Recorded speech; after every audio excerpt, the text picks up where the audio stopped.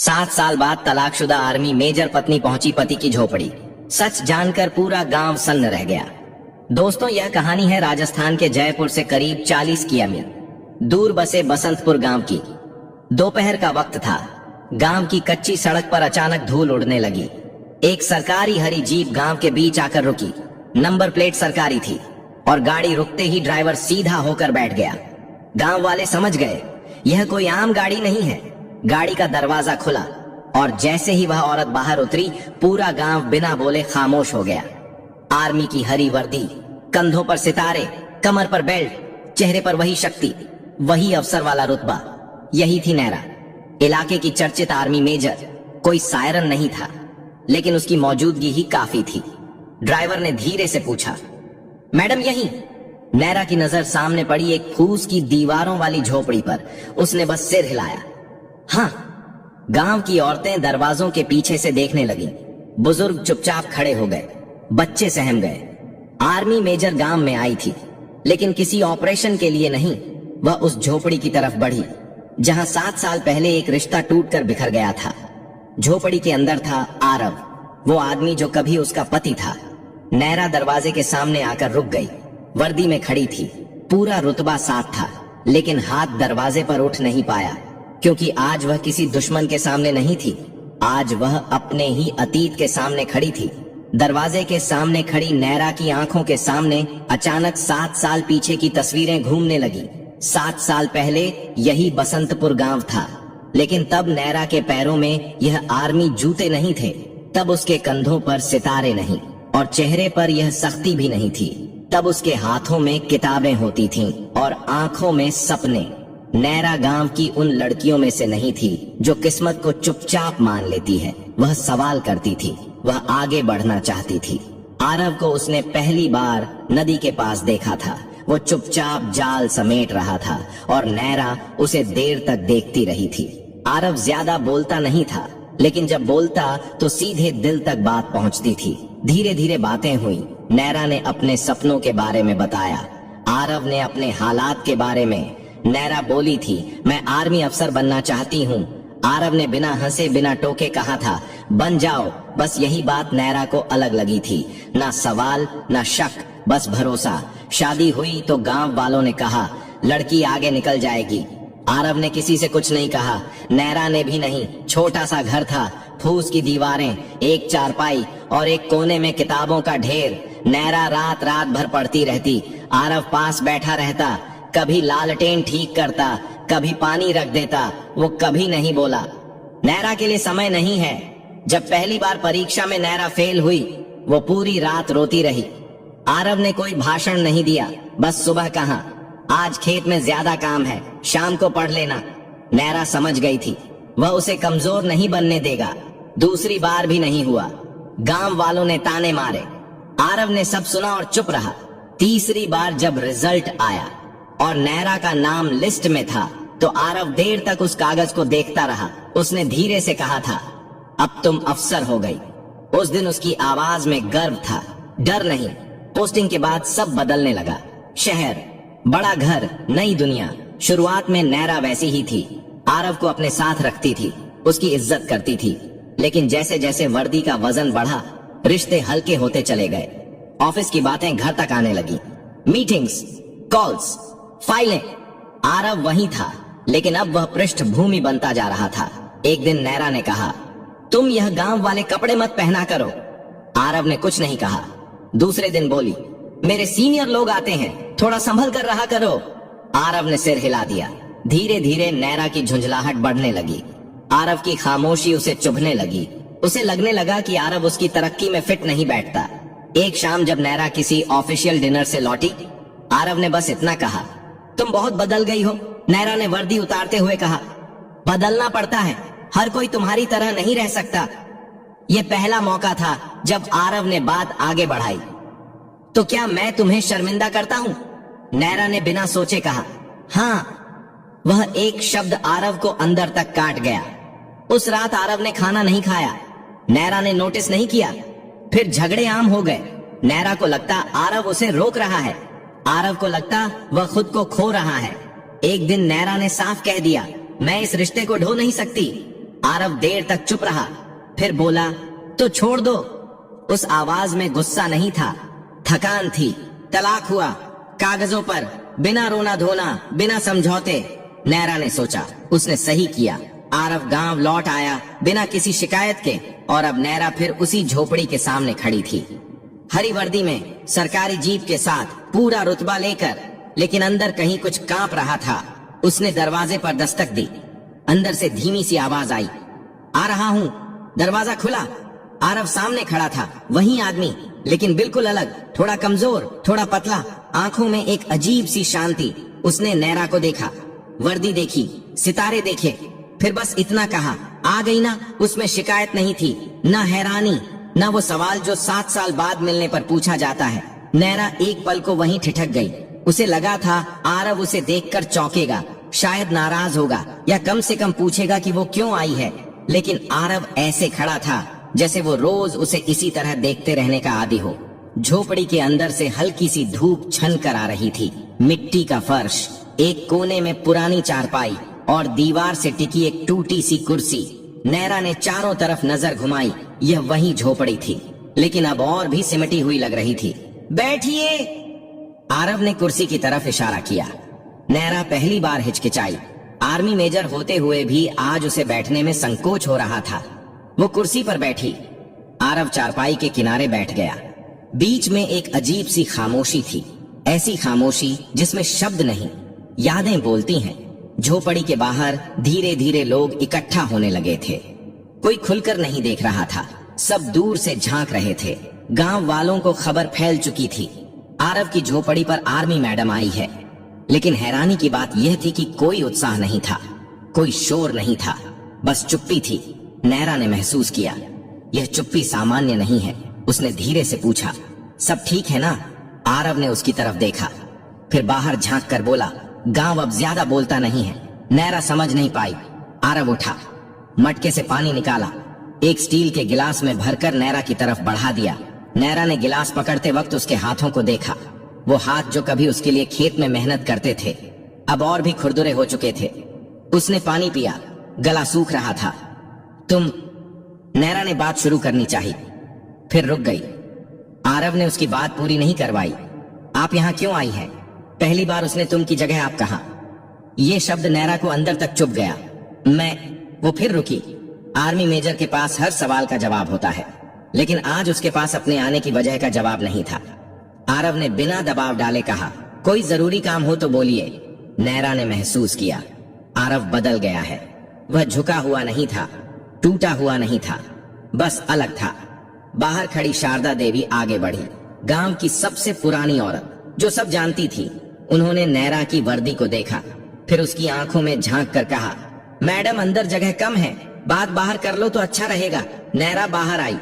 अब पूरा गांव सामने था, लेकिन कोई नारे नहीं, कोई सवाल नहीं, बस नजरें। शारदा देवी ने भारी आवाज में कहा, आप 7 साल बाद आई हैं। नैरा ने सिर झुकाया और आपने पूछा, सब ठीक है या नहीं? शारदा देवी रुकी, फिर बोली, सब ठीक तब होता जब आरव बोल पाता। नैरा चौंकी, मतलब? अब एक एक करके लोग बोलने लगे। तलाक के बाद आरव ने गांव छोड़ने की कोशिश की थी, शहर गया था काम ढूंढने, लेकिन हर जगह लोग पूछते थे, आर्मी मेजर का पति होकर मजदूरी। लोग हंसते थे, कुछ लोग ताना मारते थे। नैरा की सांसें तेज हो गई। शारदा देवी ने आगे कहा, लेकिन आरव ने कभी नहीं बताया कि आपने उसे छोड़ा। वो कहता था, गलती मेरी हो गई। ये सुनकर नैरा की आंखें भर आईं। एक आदमी बोला, एक बार कैंप में उसे बुलाया गया था। नैरा ने चौंक कर पूछा, क्यों? किसी झूठे केस में? आदमी ने कहा, लोगों ने कहा आर्मी मेजर की बीवी का नाम लेकर धमकाता है। आरव ने बस इतना कहा, नाम मत लो, वह अब मेरी नहीं है। गांव सन्न था। नैरा को लग रहा था हर शब्द उसके सीने पर चोट कर रहा था। शारदा देवी ने आखिरी बात कही, मैडम, आरव ने आपकी वजह से अपनी आवाज खो दी। अब वह बोलता नहीं है, क्योंकि जब बोलता था तो लोग हंसते थे। नैरा पीछे मुड़ी। आरव झोपड़ी के दरवाजे पर खड़ा था, चुप, शांत, जैसे यह सब बातें उसकी नहीं, किसी और की हो। नैरा ने कांपती आवाज में पूछा, ये सब तुमने मुझे कभी क्यों नहीं बताया? आरव ने पहली बार सीधे आंखों में देखा। आपने कभी पूछा ही नहीं। यह बात नैरा को किसी थप्पड़ की तरह लगा। गांव फिर खामोश हो गया। अब नैरा समझने लगी थी, यह सिर्फ एक टूटा हुआ रिश्ता नहीं था, यह एक आदमी की चुपचाप कुर्बानी थी और उसे महसूस हो रहा था यह सिर्फ शुरुआत है। अभी वह सच सामने आना बाकी है जो सिर्फ उसे नहीं, पूरे बसंतपुर गांव को और भी सन्न कर देने वाला था। खैर, बसंतपुर गांव की हवा अचानक भारी हो गई थी। ऐसी नहीं कि आंधी आ गई हो, बल्कि ऐसी कि हर किसी की सांस में कोई बात अटक गई हो। नैरा चुपचाप खड़ी थी, हरी वर्दी में, लेकिन अब उसकी पीठ सीधी नहीं थी। उसने सोचा था वह आई है, देखेगी, 2 बातें करेगी और चली जाएगी, लेकिन गांव के लोगों की आंखों में जो चुप्पी थी वह किसी आम कहानी की नहीं थी। शारदा देवी ने धीरे से कहा, मैडम, अभी जो आपने सुना वो पूरा सच नहीं है। नैरा का दिल बैठ सा गया। और क्या बचा है? शारदा देवी ने एक गहरी सांस ली। जो बात आरव ने हमें भी बहुत बाद में बताई, वो बात। आरव झोपड़ी के बाहर आकर चौखट पर बैठ गया। वह अब भी कुछ नहीं बोल रहा था, जैसे तय कर लिया हो कि उसकी कहानी अब दूसरों के जरिए ही सामने आएगी। गांव के एक बुजुर्ग आगे आए। उनका नाम था भगवान दास। उन्होंने नैरा की वर्दी देखी, फिर आसमान की तरफ देखा और बोले, तलाक के करीब 8 महीने बाद आप आई हैं। एक रात आरव गांव लौटा था, चेहरे पर चोट थी। नैरा ने तेजी से पूछा, चोट कैसी? भगवान दास ने कहा, कैंप से आई थी। नैरा का दिल जोर से धड़क उठा। एक ठेकेदार ने झूठा केस कर दिया था। वो बोले, कह दिया कि आरव ने उसे धमकाया है, आर्मी मेजर की बीवी का नाम लेकर। नैरा की आंखें फैल गईं। कैंप में उसे घंटों बैठाया गया। एक और आदमी बोला, पूछताछ हुई और जब किसी ने कहा, बीवी से एक बार बात कर लो, वह आर्मी मेजर है, 1 मिनट में छूट जाओगे, भगवान दास की आवाज भारी हो गई। तो आरव ने साफ कहा, वो मेरी बीवी नहीं है और उसका नाम मत लो। नैरा का सिर झुक गया। शारदा देवी ने आगे कहा, मैडम, उस रात आरव आपसे मदद मांग सकता था, लेकिन उसने नहीं मांगी। उसने कहा, अगर मेरे नाम से उसकी इज्जत पर आंच आई तो मैं खुद को कभी माफ नहीं कर पाऊंगा। नैरा की आंखों से आंसू बहने लगे। वो चाहकर भी रोक नहीं पाई। उसने पहली बार महसूस किया, जिस आदमी को वह कमजोर समझती रही, उसने उसकी ताकत की सबसे बड़ी कीमत खुद चुकाई थी। नैरा की उंगलियां कांपने लगीं। शारदा देवी ने आखिरी बात कही, मैडम, आरव ने आपसे दूरी नफरत में नहीं बनाई, उसने दूरी बनाई ताकि आपकी पहचान उसके हालात से छोटी ना लगे। पूरा गांव खामोश था। नैरा को लग रहा था वो अब खड़ी नहीं है, कहीं भीतर गिरती जा रही है। उसने आरव की तरफ देखा। ये सब सच है। आरव ने सिर हिलाया। बस इतना? तुमने मुझे कभी बताया क्यों नहीं? आरव ने पहली बार लंबी बात की। आप अफसर थीं, उसने शांति से कहा, और मैं आपकी परेशानी नहीं बनना चाहता था। यह शब्द नैरा के दिल में उतर गए। मैंने सोचा था।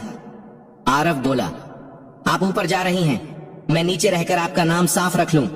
गांव वालों की आंखें भर आईं। नैरा ने पहली बार अपने कंधों के सितारों को देखा। वो सितारे आज उसे बोझ लग रहे थे। उसने धीमी आवाज में कहा, अगर मुझे पता होता। आरव ने बीच में ही रोक दिया। अब पता चल गया है। उसके शब्दों में कोई इल्जाम नहीं था, बस एक सीमा थी। उसी पल नैरा को समझ आया, यह कहानी अब पीछे नहीं जा सकती। जो टूट चुका है वो जोड़ने से पहले समझना पड़ता है, और उसे साफ दिख रहा था अभी सबसे मुश्किल हिस्सा बाकी है। क्योंकि अब सवाल यह नहीं था कि सच क्या था, सवाल यह था अब इसके बाद क्या। खैर, अब दोपहर हो चुका था, लेकिन नैरा को पहली बार अपनी हरी वर्दी भारी लग रही थी। ऐसी भारी जैसे कंधों के सितारे नहीं, किसी की चुप्पी टंगी हो। आरव झोपड़ी की चौखट पर खड़ा था, आंखें सामने, आवाज भीतर। नैरा उसके सामने खड़ी थी, अफसर की तरह नहीं, एक ऐसे इंसान की तरह जिसे पहली बार अपने ही फैसलों से डर लग रहा हो। उसने गला साफ किया, आरव, मैं यहाँ सिर्फ देखने नहीं आई। आरव ने उसकी तरफ देखा, फिर नजर हटा ली। देख लिया, अब जाइए, यह जाइए। नैरा को किसी आदेश से ज्यादा एक बंद दरवाजा लगा। मैं मदद करना चाहती हूँ, नैरा ने कहा। आवाज में रुतबा नहीं था, सिर्फ कोशिश थी। आरव हल्का सा मुस्कुराया। मदद? उस मुस्कान में तंज नहीं था, थकान थी। हाँ दोस्तों, कहानी अभी खत्म नहीं हुई है। नैरा बोली, तुम्हारे लिए घर, काम, इलाज, जो भी चाहिए। आरव ने पहली बार हाथ उठाकर उसे रोका। बस गांव की हवा ठहर गई। मैडम, उसने जानबूझकर कहा, आप बहुत बड़ी अफसर हैं, आपके पास सब कुछ है, लेकिन जो आप दे रही हैं वो मेरे पास पहले से था। नैरा को समझ नहीं आया। क्या? इज्जत? आरव ने बिना ऊंची आवाज में कहा, जो मैंने तब खोई जब आपने कहा था कि मैं आपके लेवल का नहीं हूं। यह बात नैरा को उसी शाम में ले गई जब उसने गुस्से में वह बात कह दी थी और आरव चुप रहा था। उसने आगे बढ़कर कहा, मैं माफी मांगने आई हूं। आरव ने सिर झुका लिया। माफी बहुत बड़ी चीज है, लेकिन उससे सब वापस नहीं आता। नैरा ने गांव की तरफ देखा। शारदा देवी, भगवान दास सब खड़े थे चुपचाप देखते हुए। नैरा ने हिम्मत जुटाई, अगर मैं चाहूं तो तुम्हारे लिए सब आसान कर सकती हूं। यह कहते ही उसे एहसास हुआ वह फिर वही कर रही है जिससे आरव दूर भागा था। आरव ने शांति से कहा, यही तो फर्क है मैडम, आप कर सकती हैं, कहती हैं, और मैं चाहता हूं, सुनना चाहता हूं।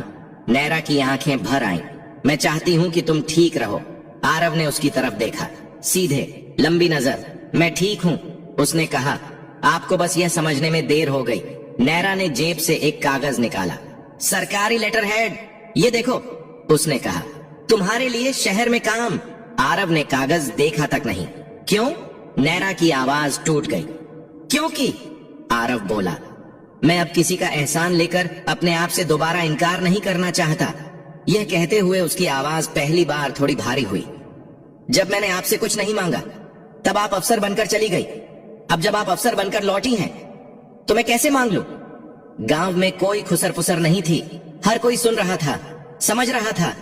नैरा ने आखिरी कोशिश की। आरव, अगर मैं वर्दी उतार दूं तो। एक पल को आरव की आंखें उठी। फिर उसने बहुत धीमे से कहा, तब भी देर हो चुकी है। नैरा का दिल बैठ गया। मैं अब वो आदमी नहीं रहा। आरव बोला, जो आपके आगे पीछे चले। मैं यहां हूं क्योंकि यही मेरी जगह है और मेरी। नैरा ने पूछा। आरव ने कहा, आपकी जगह बहुत ऊपर है, इतनी ऊपर कि आप यहां आई तो सब हिल गया। उसकी आवाज में कोई शिकायत नहीं थी, बस सच्चाई थी। शारदा देवी आगे आई। मैडम, उन्होंने कहा, आरव ने आपको कभी रोका नहीं, आज वह खुद को रोक रहा है। नैरा समझ गई, ये लड़ाई अब बाहर की नहीं थी, ये लड़ाई उसके अंदर की थी। उसने आरव की तरफ देखा। मैं कुछ दिन यहाँ रुक सकती हूँ। आरव ने सिर हिलाया।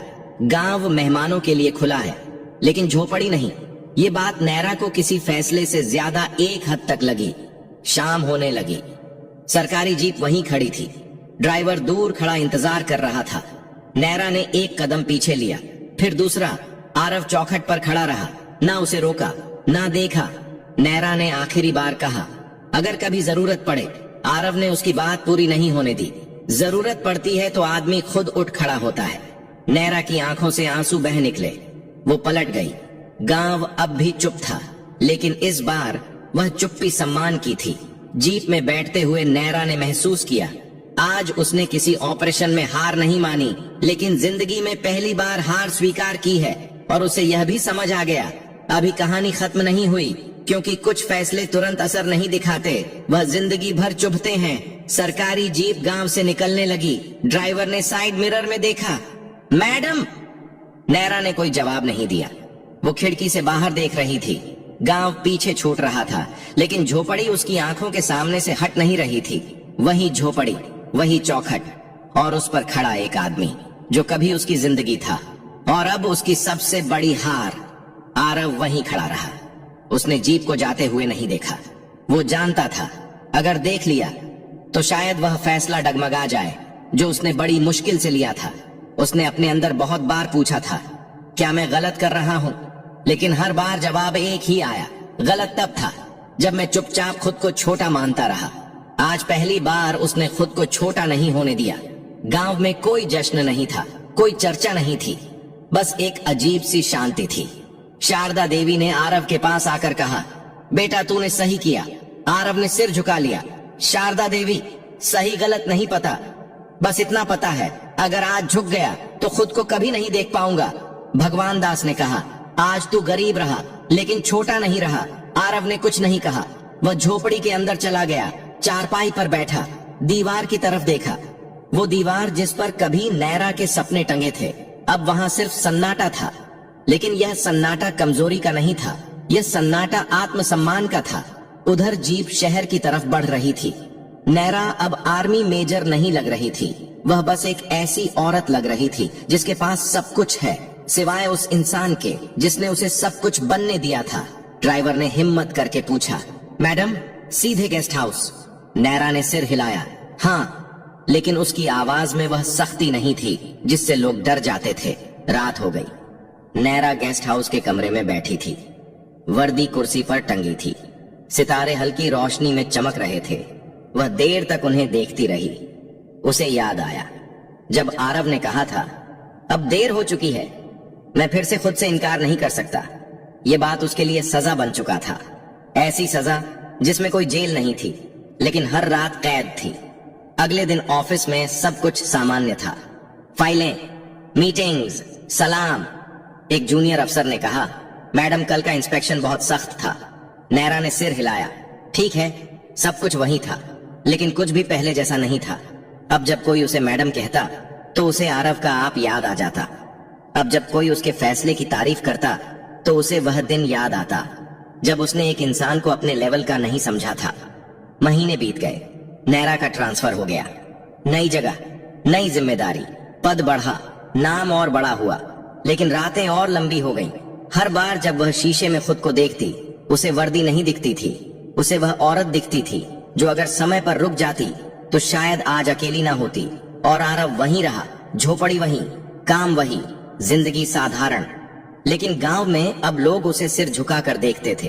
किसी ने नहीं कहा आर्मी मेजर का पति, सब कहते थे वो आदमी जिसने अफसर के सामने भी खुद को नहीं बेचा।